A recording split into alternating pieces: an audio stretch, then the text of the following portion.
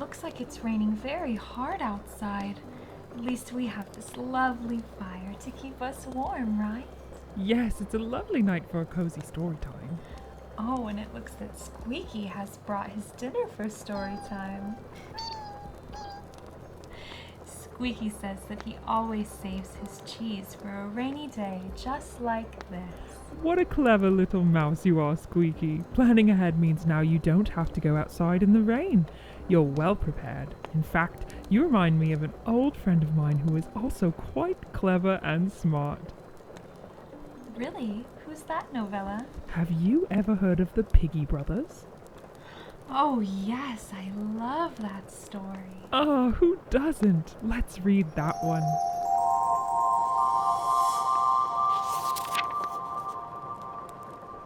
Tonight's tale is The Three Little Pigs.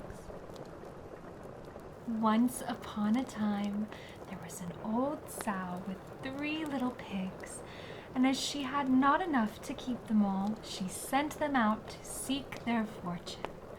The first that went off met a man with a bundle of straw and said to him, "Please, sir, give me that straw to build a house," which the man did, and the little pig built a home with it.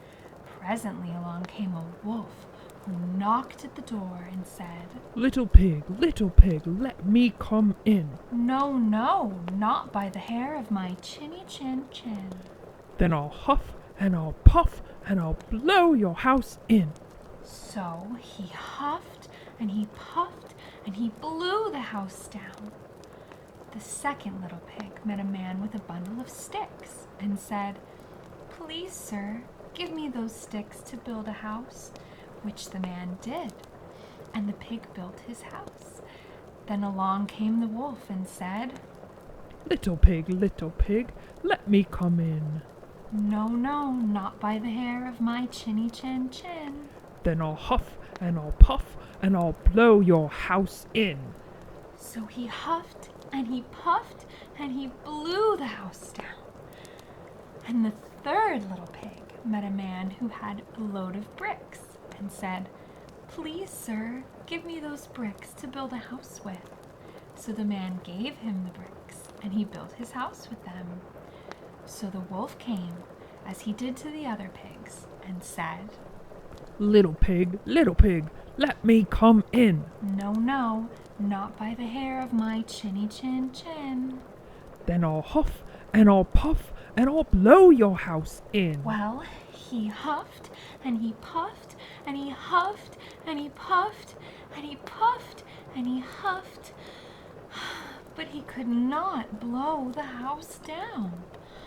When he found that he could not, with all this huffing and puffing, blow the house down, he said, Little pig, I know where there's a nice field of turnips. "Where?" In Mr. Smith's garden. And if you'll be ready tomorrow morning, I'll call for you, and we'll go together and get some dinner." "Very well," said the little pig. "I'll be ready. What time do you want to go?" "Oh, at 6 o'clock.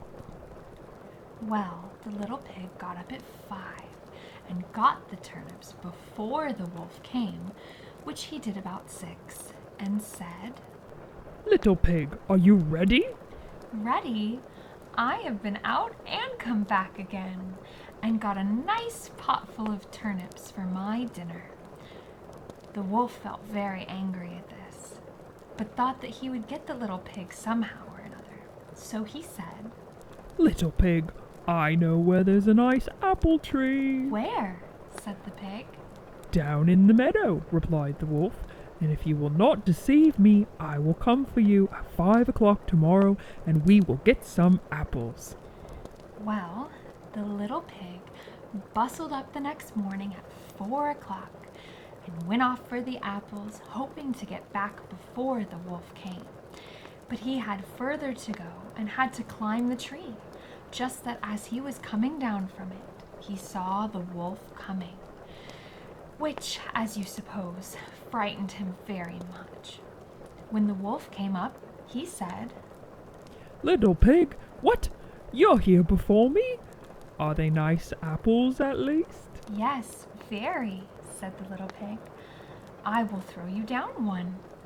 and he threw it so far that while the wolf was gone to pick it up, the little pig jumped down and ran home. The next day, the wolf came again and said to the little pig, "Little pig, there is a fair this afternoon. Will you go with me?" "Oh, yes," said the pig. "I will go. What time will you be ready?" "At 3 o'clock." said the wolf. So the little pig went off before the time as usual and got to the fair and bought a butter churner, which he was going home with when he saw the wolf coming. Then he didn't know what to do.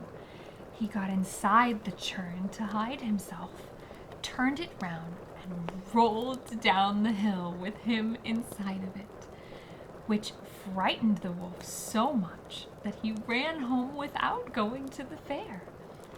He went to the little pig's house and told them how frightened he had been by a great round thing that came down the hill past him.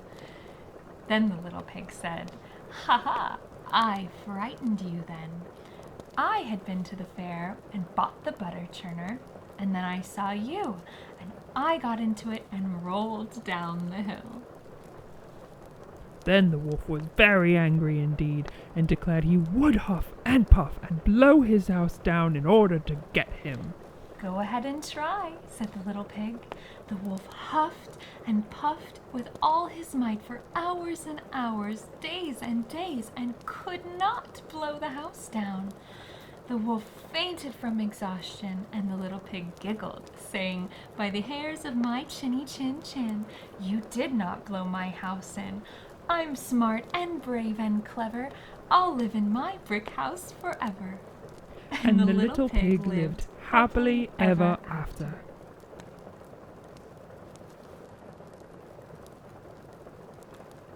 Wow, that little pig was very smart and brave. Yes, he was, just like Squeaky here. With a little effort and planning, we can all be well prepared for whatever life brings our way. Well, Squeaky, now that you've eaten all your cheese, it's time to start saving for next time. Sweet dreams, everyone. Good night.